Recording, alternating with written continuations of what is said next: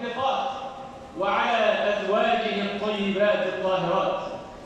الله أكبر، الله أكبر، الله أكبر، لا إله إلا الله، والله أكبر، الله أكبر، ولله الحمد. أحبتي في الله، بالأمس كنا صياما، واليوم نفطر بأمر الله جل وعلا.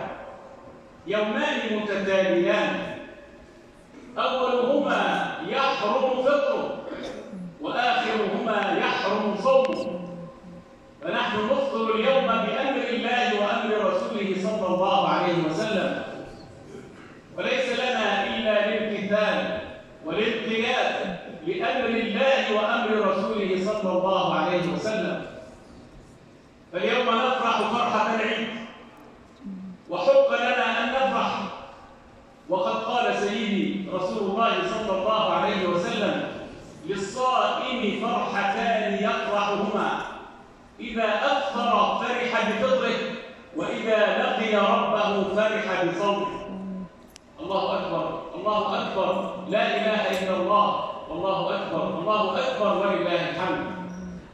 أحبتي في الله، حري بنا في هذا اليوم العظيم أن نحمد الله عز وجل على ما أولانا وأوفانا وأكرمنا، فله الحمد والمنة.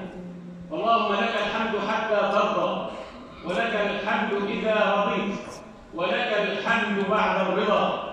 نحمدك حمدا طيبا كثيرا مباركا فيه كما تحب وترضى.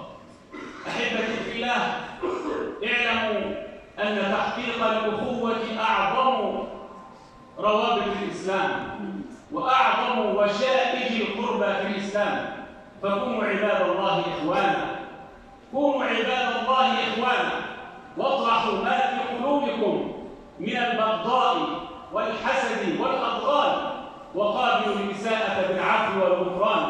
يقول المولى جل وعلا: فليعفوا وليصفحوا ألا تحبون أن يغفر الله لكم.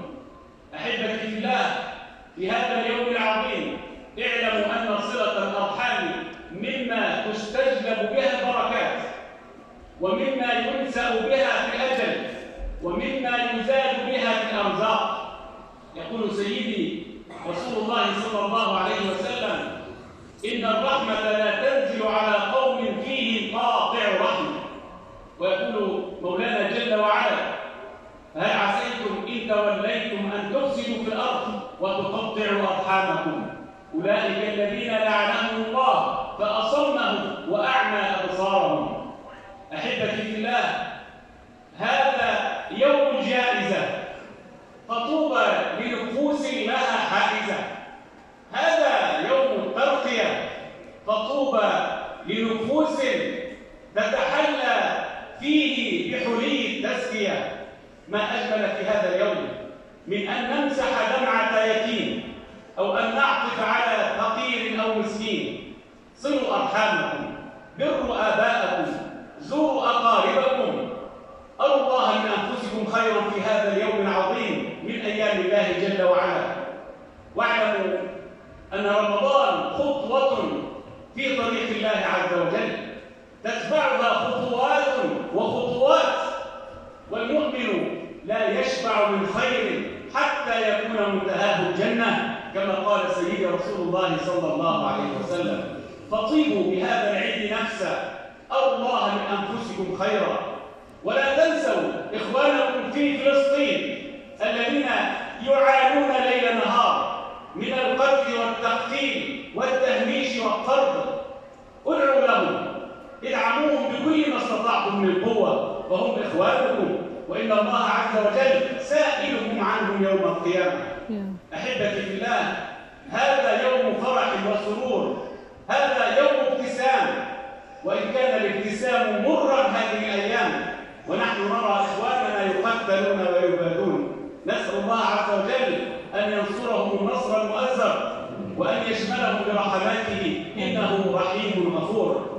أحبتي في الله، اتقوا الله حق تقاته، اتقوا الله حق تقاته، واستمروا على طاعة ربكم جل وعلا، فرب رمضان هو رب سائر الشهور والأعوام.